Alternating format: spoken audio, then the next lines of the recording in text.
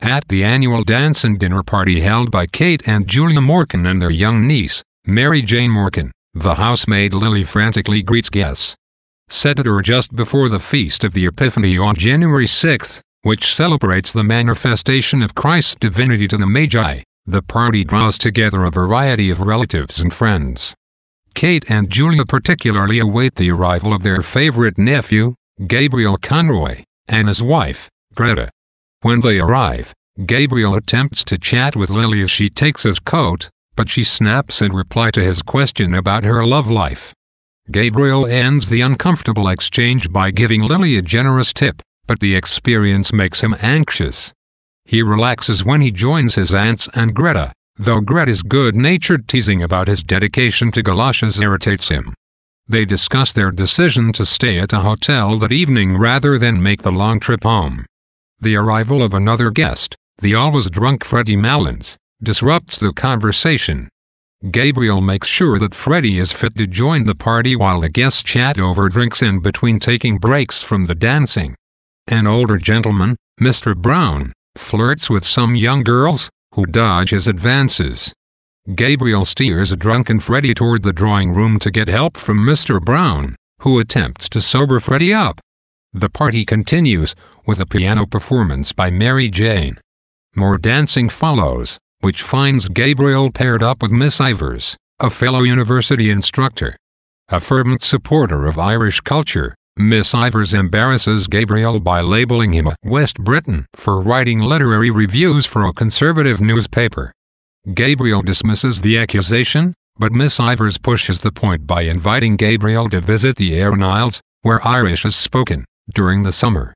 When Gabriel declines, explaining that he has arranged a cycling trip on the continent, Miss Ivers corners him about his lack of interest in his own country. Gabriel exclaims that he's sick of Ireland. After the dance, he flees to a corner and engages in a few more conversations, but he cannot forget the interlude with Miss Ivers. Just before dinner, Julia sings a song for the guests. Miss Ivers makes her exit to the surprise of Mary Jane and Greta, and to the relief of Gabriel. Finally, dinner is ready, and Gabriel assumes his place at the head of the table to carve the goose.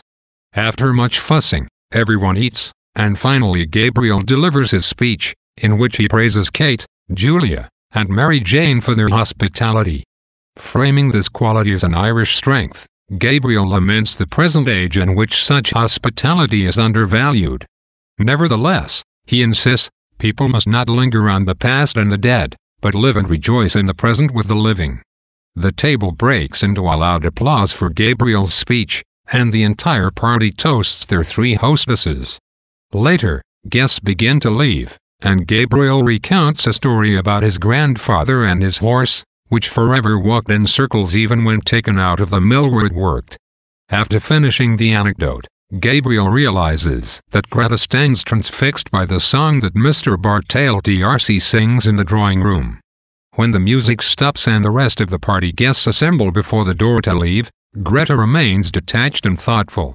Gabriel is enamored with and preoccupied by his wife's mysterious mood and recalls their courtship as they walk from the house and catch a cab into Dublin.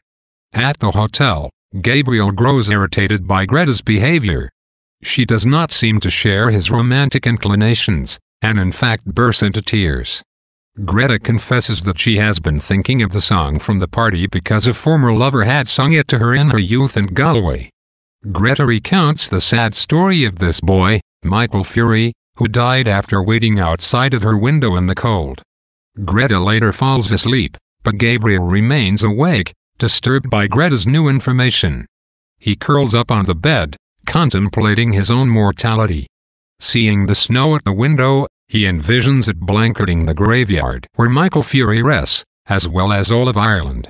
In The Dead, Gabriel Conroy's restrained behavior and his reputation with his aunts as the nephew who takes care of everything mark him as a man of authority and caution, but two encounters with women at the party challenge his confidence. First, Gabriel clumsily provokes a defensive statement from the overworked Lily when he asks her about her love life. Instead of apologizing or explaining what he meant, Gabriel quickly ends the conversation by giving Lily a holiday tip.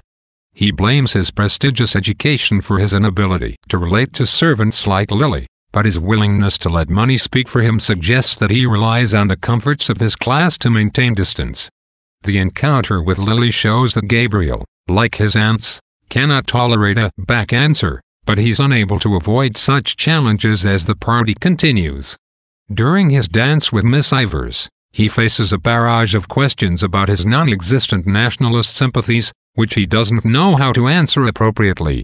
Unable to compose a full response, Gabriel blurts out that he is sick of his own country, surprising Miss Ivers and himself with his unmeasured response and his loss of control.